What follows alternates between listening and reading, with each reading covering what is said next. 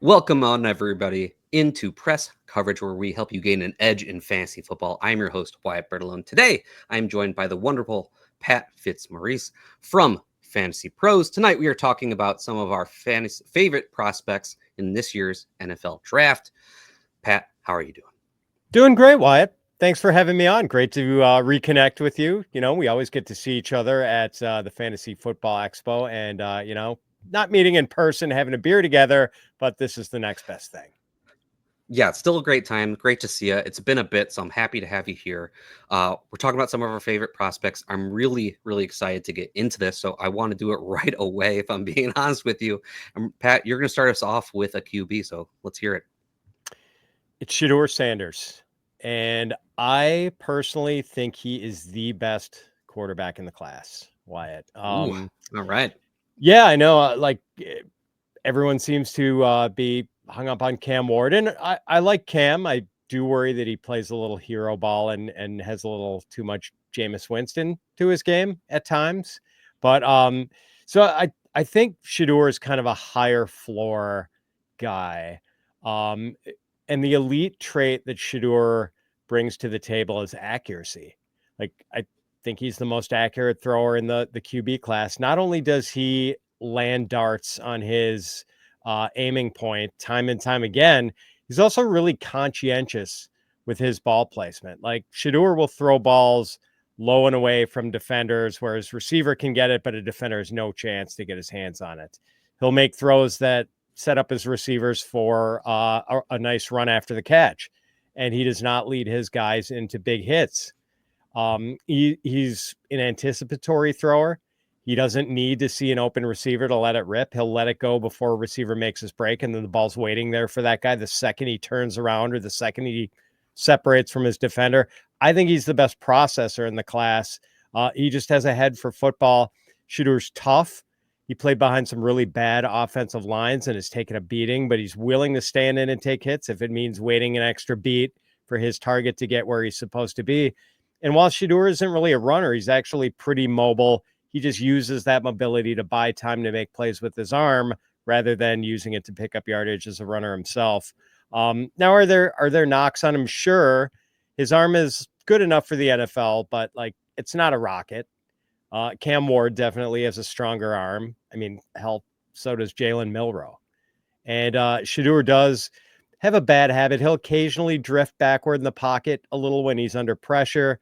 The one knock I don't really accept on Shedeur is that he's some sort of entitled prima donna because his dad is Deion Sanders. I mean, right. Yeah, like Wyatt has being Deion's kid given Shedeur some advantages in his football career, of course, but it's also brought unique pressure. Being Deion's kid has put Shedeur under the microscope ever since the transfer from Jackson State to Colorado. That's kind of part of the deal for him. And you can nitpick moments where maybe he didn't act the way we thought he should have acted with the media or with opponents. I think the kids generally handled himself pretty well overall, if not always perfectly. And, Deion has a lot of haters. Shedeur has haters by association, but I like the kid, Wyatt. I think he's got the safest floor of any QB in this class.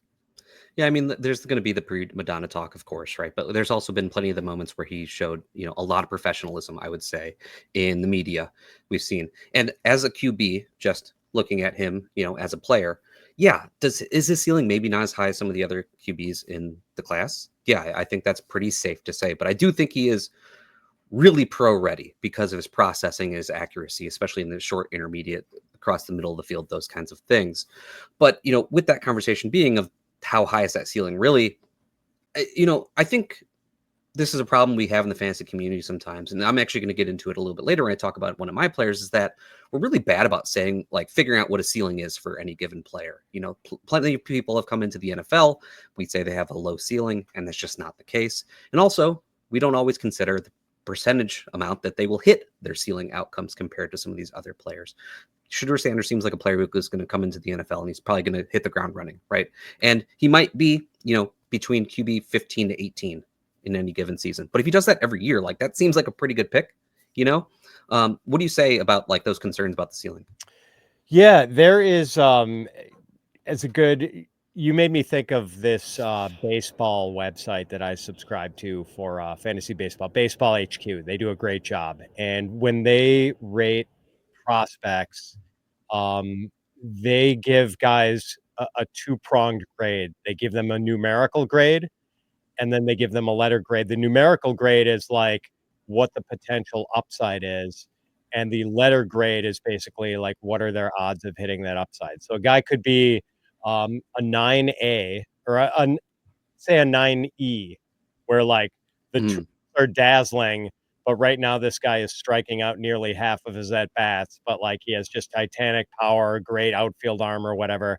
But the chances are that he lives up to his full potential, which is massive, might not be that great. Whereas this guy is an 8A. This guy is just super fundamentally sound. He's never going to be a star, but the chances of mm, being a like a big league regular or like at least helpful utility player are pretty great. And I feel like right. in class, Cam Ward might be like the 9D guy who or the 10D with like the really high starry upside, but does he get there? Whereas Shedeur is maybe more like the 8A, where I think like I don't think there's much of a bust chance with Shedeur. Um, I think maybe his upside is sort of the styles aren't really similar, but like Jared Goff. And if you get Jared Goff, the 2024 version of Jared Goff with the starting quarterback in the first round, I think you're pretty happy with that. Yeah. Yeah. I mean, I agree. Like, I think there's, you know, just thinking along the lines of archetype and things like that for a quarterback like Shedeur Sanders, like might not run that much in the NFL, really more accurate, not that strong of an arm. Like Drew Brees lives in this archetype of quarterback. Like I'm not saying he's going to be Drew Brees, just saying like these are the things that people in this archetype can ascend to. Yeah. And, Drew Brees might be an apt comparison because suddenly it looks like the New Orleans Saints might be in play for Shedeur, quite possibly. Might be. Another QB that, could be on the menu for the Saints at some point is player I want to talk about. And I think it's really fun that we're doing these players back to back, and that's Jaxson Dart, because they're kind of battling for QB2 in the eyes of most of the fantasy and NFL community right now. Jaxson Dart in college, a lot of production. Okay, top 10 in PFF passing grade each of the last 2 years. He was first in 2024. Top 10 in yards per attempt each of the last 2 years. He was first in 2024. He's doing this with a good average depth of target. He was 10.5 each, at least 10.5 each season with Ole Miss. He also runs a good amount, over 550 rushing yards each season with Ole Miss. Good, not great arm strength, but enough arm strength to get the ball wherever it needs to go. We've seen this, proficiency with his scrambling ability. Like, as I mentioned, all those rushing yards. He has a game that translates to fantasy success. The problem is in this Lane Kiffin offense, we're not sure how much is him, how much is the offense. We know that Lane Kiffin does this all the time, and we've seen people come through his offenses who don't translate to the NFL because he makes it so easy for them. With that said, Jaxson Dart is probably done the best in that offense than anyone ever has. And it's hard to say what he can be in the NFL because of that offense.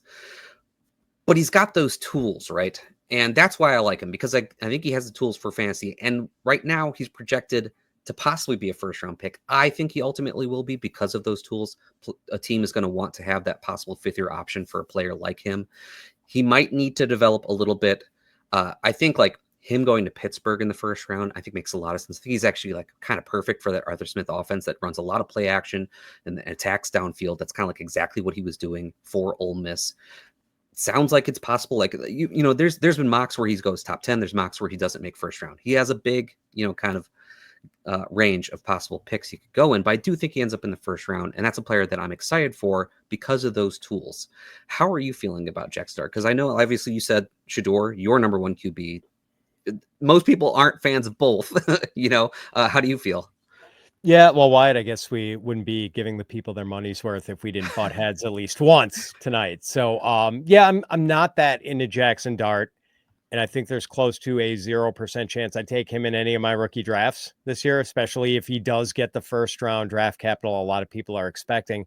But I know I'm definitely kind of maybe on an island with him. Like I saw a mock draft from Todd McShay earlier today where he had the Saints taking Jaxson Dart at number 9, bypassing Shedeur. And I guess I wouldn't be totally shocked if Dart went ahead of Shedeur. And there are definitely some things to like with Dart. Like he's an aggressive and very capable runner, which of course we like for fantasy. You mentioned that. He's a tough kid. His accuracy is pretty good, at least on the less demanding throws. He's really good in the play action game, as you said. My main issues with Dart, and I've actually watched a lot of Jaxson Dart. Wyatt, I've got 2 friends with kids attending school at Ole Miss, so I okay. I cheer for the Rebs by proxy. So my main issues with Dart are that, one, it doesn't seem like he was asked to read the full field and work through multiple progressions all that often in Lane Kiffin's offense. But again, that's just not necessarily Dart's fault. Doesn't mean he can't do it. Just something he wasn't really asked to do a lot of. 2, I think he can be a little too quick to vacate the pocket and take off at times. And 3, he's had some big games against the Furmans and the Mercers and the Middle Tennessee States. Sure. But the Rebs pretty much got their asses handed to them by Georgia and Alabama the last couple of years. And one of the reasons for that was that Jaxson Dart didn't play especially well in those games. So I guess that sort of bothers me, that when the Rebs had a lot on the line and could have sprung a big upset over one of these teams.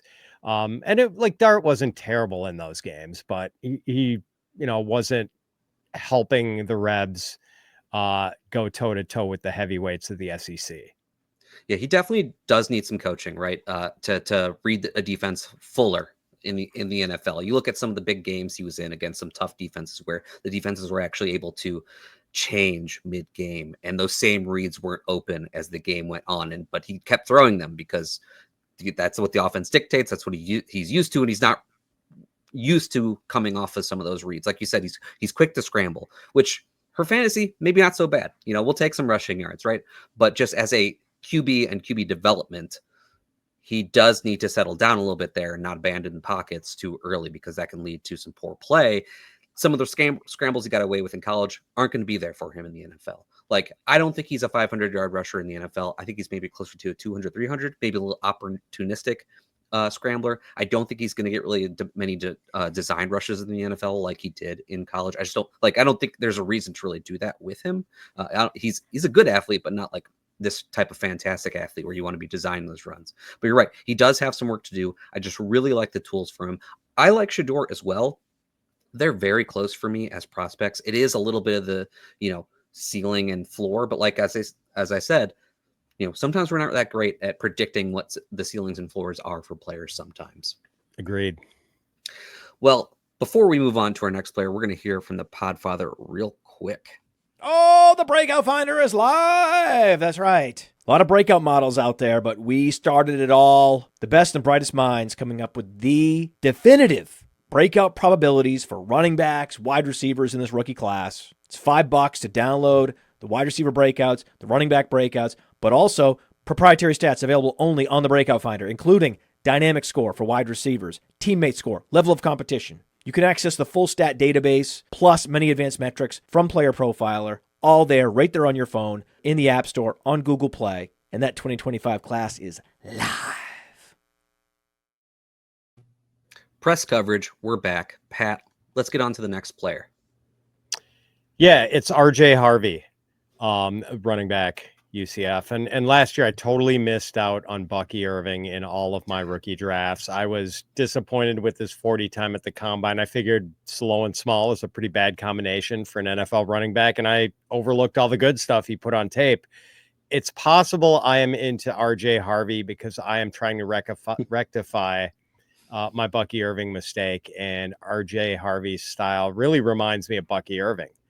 Like, Harvey is 5'8", 205, probably not destined to be a workhorse at that size, although he did average just under 20 carries a game last year at UCF. Harvey's quickness and lateral agility are what really pop when you watch him. Like, his jump cuts are just exquisite. And that lateral agility is what makes me think of Bucky Irving. That, and the fact that, like Bucky, RJ Harvey is also really good as a pass catcher. Also had a high rate of broken tackles in college.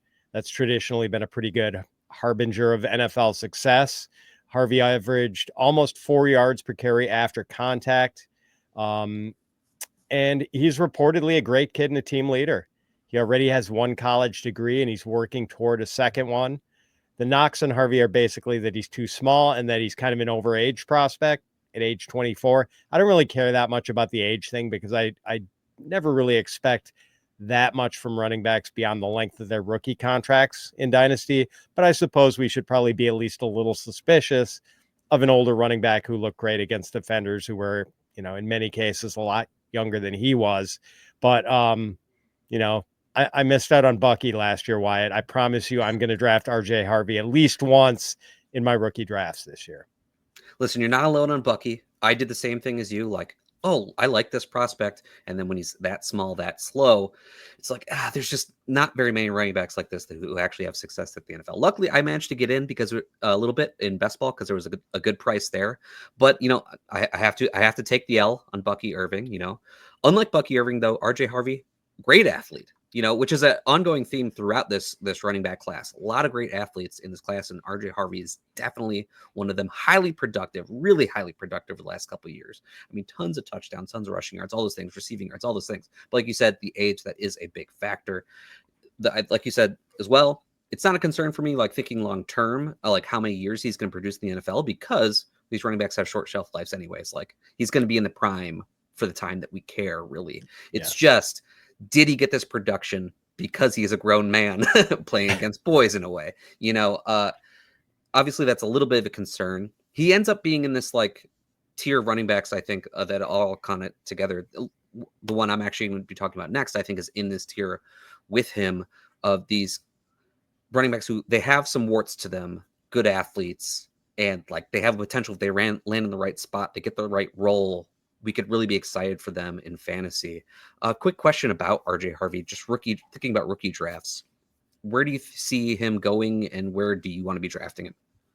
Yeah, and you just sort of alluded to this, that there is, like, I think it's going to be wildly unpredictable how the sort of second tier running backs shake out. I mean, I think everyone's sort of, most people are on board with the consensus that the top five is Genty, Hampton, and then in some order like Henderson, Quinshon Judkins, and Caleb Johnson.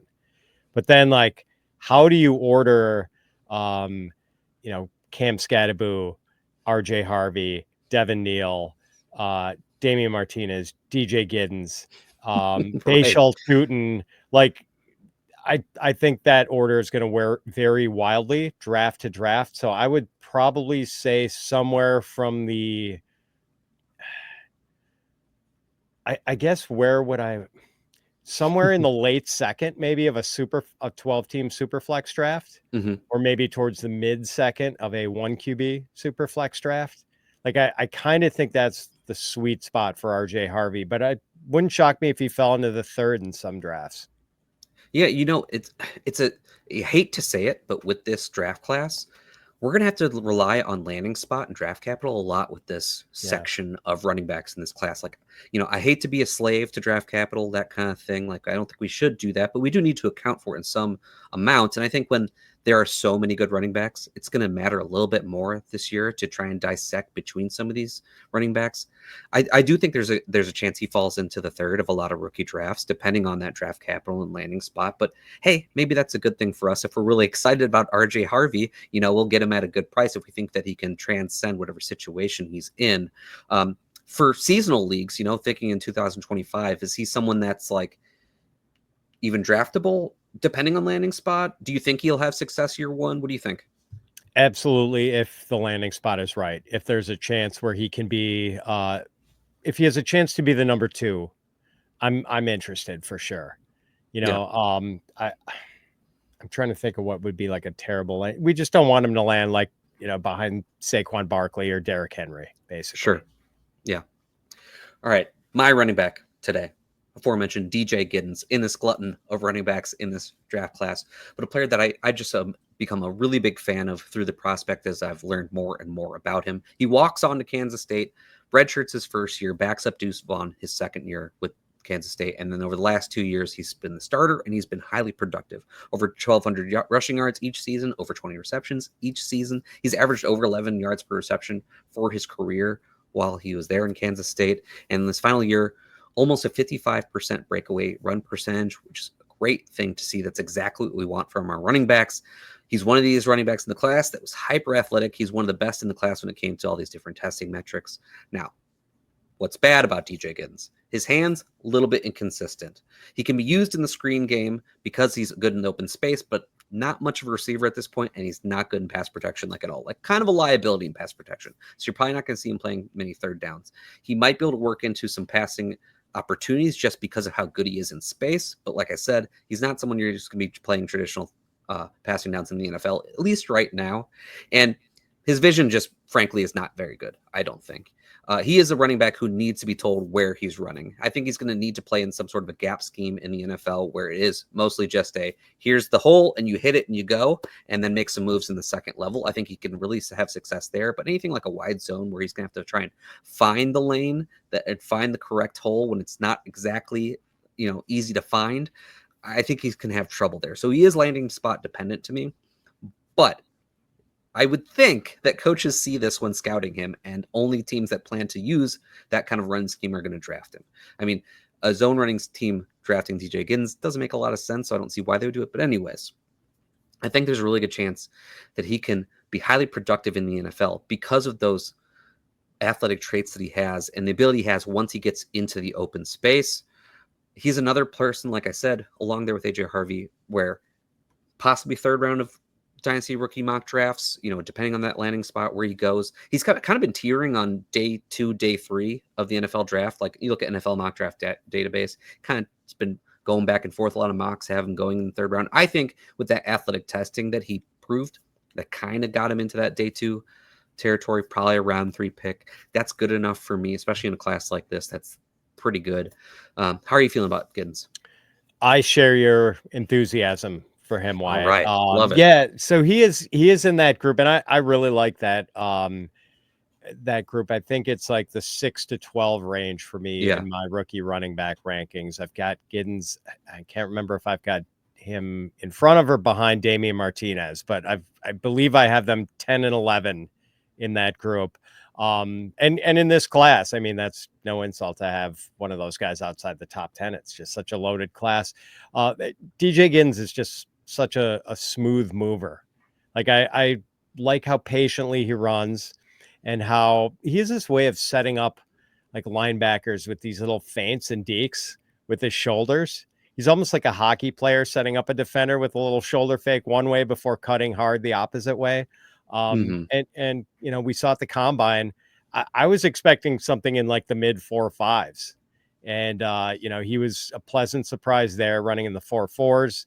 And you kind of said it, Wyatt. Like I think Giddens, there's some guys who are probably primarily early down backs in this class. Some guys are primarily third down backs, maybe a few guys who can toggle between the two roles. I think Giddens is an early down back in this class. Like I think he would be maybe miscast playing on passing down. So, but I think he could do that role well, and be really interesting if he were to go to some place like Dallas or maybe Pittsburgh, where there's kind of a need for that early down guy, and where maybe they've got the passing guys sort of in place already.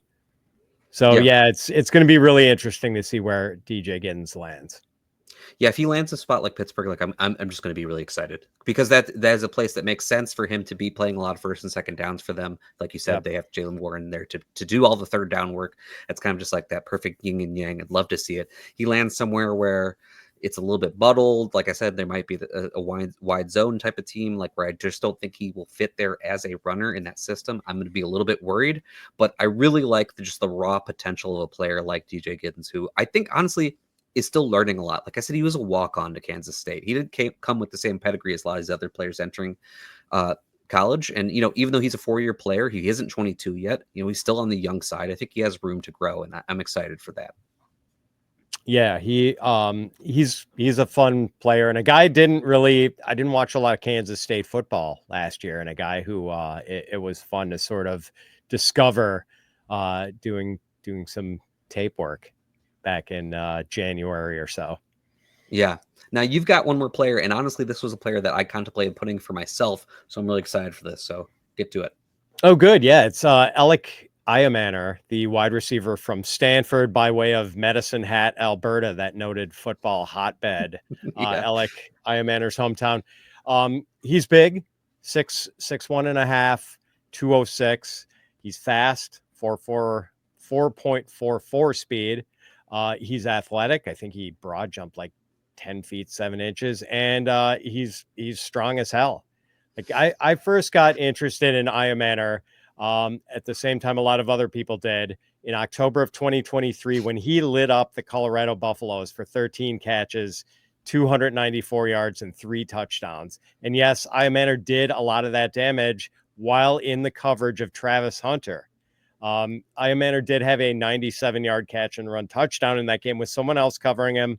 And I think one of his other big plays in that game, possibly one of the other touchdowns, was against a different cornerback, but at least 10 of those 13 catches and either 1 or 2 of the touchdowns and more than half of his 294 yards came directly against Hunter, including a touchdown where Ayomanor beat Hunter, then wound up pinning the ball to Hunter's helmet before eventually hauling it in for the score. I've mentioned that game often on our shows when we've talked about him, and I should note that one of my followers very politely pointed out that Travis Hunter was coming off an injury. I think it was like a lacerated liver. So maybe he wasn't at full capacity for that game, but still. And I think Ayomanor could become a very good possession receiver. He's just so physical and so hard to bring down after the catch. He really is a true X receiver in this class, and I don't think there are a lot of first-rate X's. It's probably like Ayomanor, Jaden Higgins, obviously Tet. But Ayomanor is also one of the best blocking receivers in this class, which, of course, doesn't accrue us any fantasy points, but could help keep him on the field. And he has only played 2 years at Stanford because he tore up his knee as a freshman. And his numbers in those 2 years, good, not great. But Stanford's quarterbacking was terrible in Ayomanor's 2 seasons at Stanford. And he had pretty high ADOTs. Like his average depth of target was around 14 yards, I believe. So you had Ashton Daniels, a bad quarterback, trying to complete high degree of difficulty throws to Ayomanor. Not a great recipe for any sort of 1,300-yard, 10 touchdown season. I know there's like some technical cleanup that has to be done with Ayomanor, but I do have a man crush on him. I like him more than Trey Harris, another one of those X receivers. And I think I even like Ayomanor a little more than Jaden Higgins. And I don't think many people share that opinion. I do share that opinion with you on both counts. I'm a big fan of Ayomanor. He is still refining his game. He is another one of these players who, like you said, he came from Canada. He's not one of these high recruits coming into college like a lot of other players were. He is still learning, but he's got so much potential, I think, as an X wide receiver in the NFL. Some of his inconsistencies, like his hands are kind of inconsistent, but it's not because he's like letting the ball get into his body. Like he's not a Quentin Johnson type of player. He tries to hand catch everything. He needs to be on the jugs a little bit more, if we're just being honest. just improve the hands just a little bit, but the technique is there. He's just not quite getting it every time. Some of his releases and just package like things like that throughout his routes, I think can use some refinement. But that's natural for a player who, like I said, I think is still developing. But all that potential there. I think on the high end, he could be a Nico Collins type of player in that type of archetype where he can work downfield, really good coming across the middle of the field, is good after the catch. So you can also get him in some short, like some really quick hitters as well. Not saying he's going to be Nico Collins, obviously. I just think like that's the type of archetype he could be worked into possibly in the NFL. And I'm really excited for that. I think, like, as you said, Jaden Higgins, Trey Harris, those are the wide receivers he tends to be kind of in like a tier with. And I think he's just clearly ahead of them because of the potential he has compared to them. I have much less concerns with what Ayomanor, it's such a last name. That last name always gets me. much less worries about his game compared to the others. Yeah. And I'm glad you mentioned the hands. That is one area that people have kind of questioned. And it's funny when you watch him, like there would be a lot of times where he would run a little slant and the ball would like be behind him a little bit and he would just pluck it, no problem. And then it was the ones that were like right in the breadbasket that he would have trouble with. It was like the quarterbacking at Stanford was so bad that it almost surprised him when he got a ball in between the numbers and didn't know what to do with it. Yeah. But yeah, I'm glad you share my enthusiasm, Wyatt. He's a fun prospect, and I can't wait to see what the draft capital looks like because I think it could be day 2, and it wouldn't shock me if he fell into the early part of day 3, but I tend to think he's probably going to fall at like late round 2, maybe first half around 3. Yeah, I really think it's round 2, and it's a lot because real X wide receivers are pretty hard to find these days, and he is a real X wide receiver coming into the NFL, and he can be a pretty darn good one. Like you said, he makes some amazing catches. Like he has natural talent that he just needs to refine a little bit. Some of those, smaller parts of the game. And I think he can be really exciting in the NFL. Just speaking for some possible values moving forward, rookie drafts. Where do you think he's going to go? Where do you want to draft him?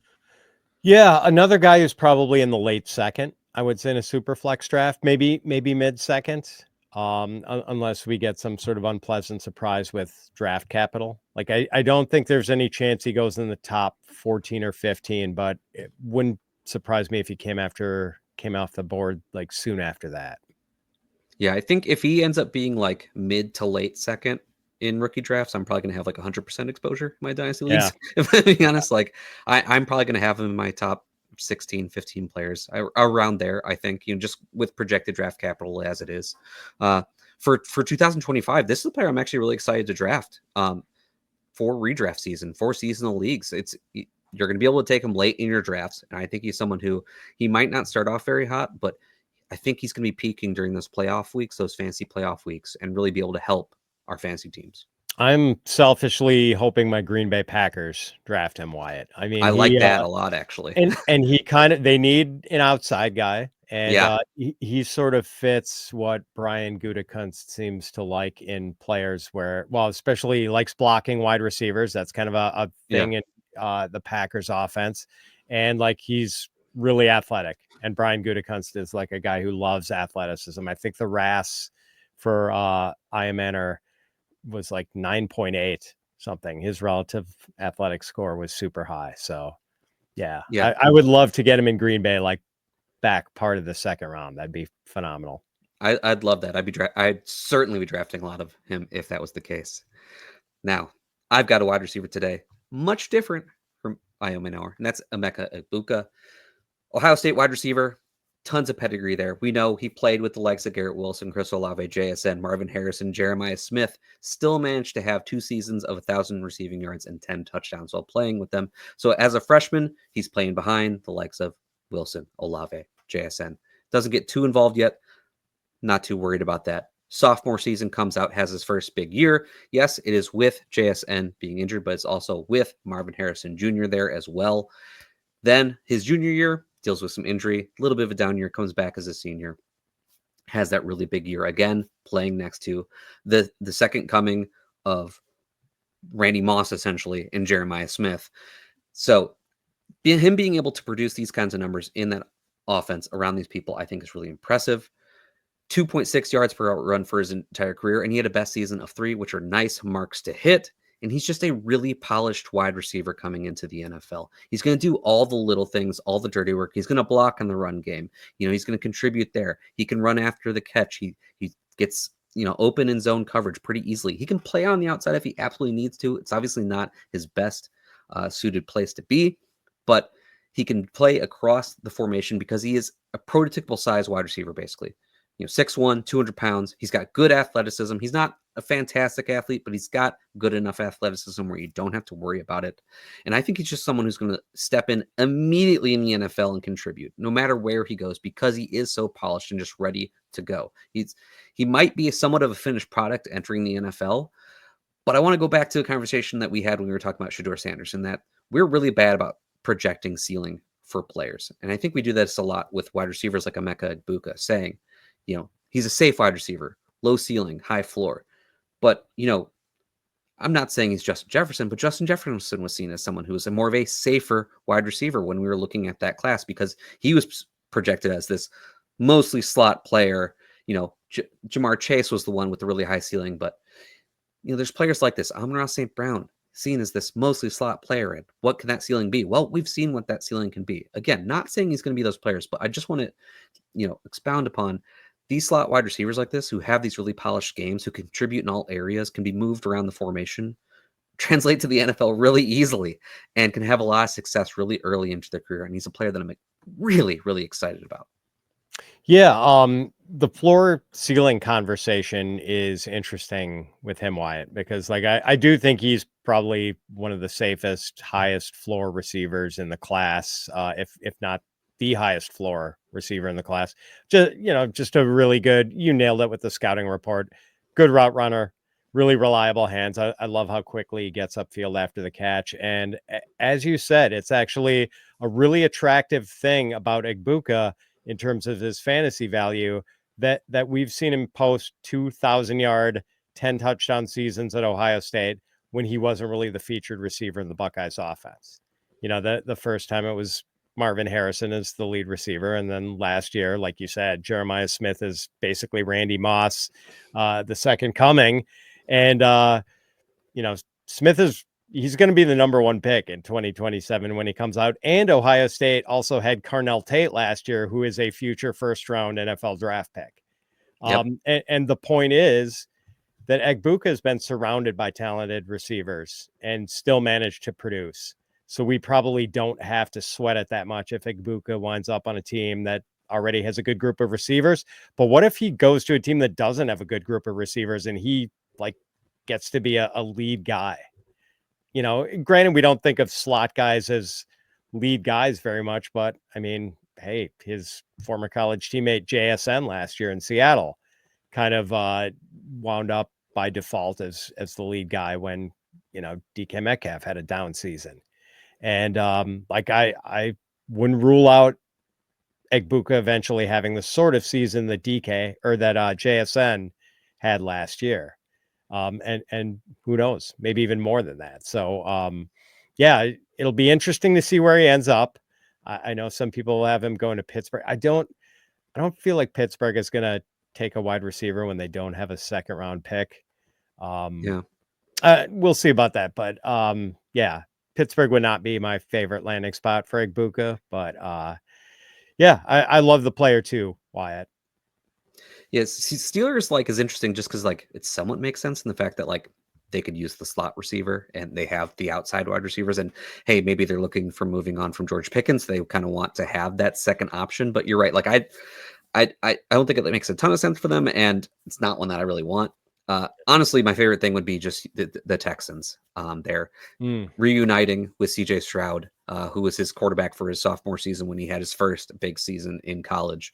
I know they just got Christian Kirk, but honestly, I think that Emeka Egbuka would just play right over him pretty much immediately. And either one of him and Kirk could actually play a little bit of flanker in the NFL as well. We've seen Kirk do that before. Nico can take all the press coverage all day, and the other ones can take the off coverage. Both of them are capable of doing that. So I think you'd be able to fit right there. But honestly, I'm just excited about him no matter where he goes. In rookie drafts, I've seen him going late first, even sliding into the second round I've seen before. And I'm eating up those prices. I would love to be able to take him at the end of the first round. I'd happily do it before that. And in seasonal leagues, I'm attacking him aggressively. This is a player that I really want to get on. Look at Underdog, and his price is in the 70s. You look on DraftKings, his price is in the 90s. And those are, good prices for rookie wide receivers coming in the NFL. But I think, like I said, I think he's going to hit the ground running. I think he's going to have a really good rookie year. And I want to have him on as many teams as I can. Yeah, it's going to be an easy adjustment for him. As you said, I do think he's primed to hit the ground running once he gets to the NFL. Wouldn't be a shock at all if he got a 800 or 900 yard season right off the bat. Yeah. Well, Pat, this was a ton of fun. I really appreciate you coming on with me and talking about these prospects. I always really enjoy getting to talk to you. But before we got here, please let everyone know what you got going on, anything you want to promote, all those things. Yeah, thanks for having me, Wyatt. Love catching up with you. And just check out fantasypros.com. We're really cranking out the draft and rookie and dynasty content these days. And check out the Fantasy Pros Football Podcast. All right. I'm sure you're already following Pat out there, but if you're not, at Fitz_FF on Twitter, make sure you are following. If you are not, you can follow me at WyattB_FF. Make sure you are tuning into everything Player Profile and Roto Underworld, all the shows that we've got going on. There's lots of stuff out there, all the products, everything. Make sure you're subscribed, liking, all those things. I appreciate all of you. We're going to get out of here. See you later.